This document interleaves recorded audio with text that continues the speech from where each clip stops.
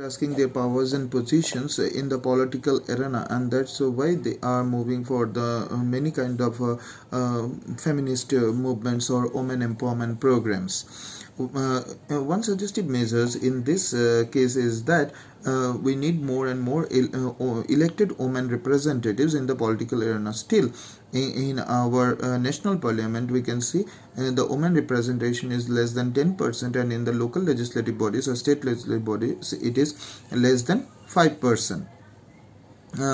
Now, how to solve this problem?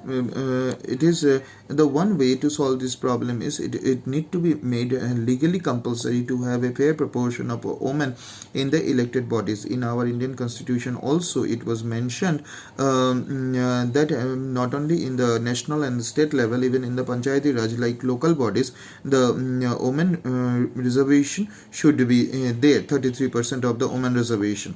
But now we can see that more than 10 lakh of the women are representing the Indian political system both in the rural and the urban areas. However, in spite of the repeated demands and agitations and movements made by the various women organizations and social activists for reserving the at least one third of the seats both in the parliament and the state legislature for women candidates, nothing concrete has been done in this regard. A bill with the proposal has been pending in Lok Sabha for more than a decade. The government has not been able to get the bill passed due to lack of consensus among the political parties or political members.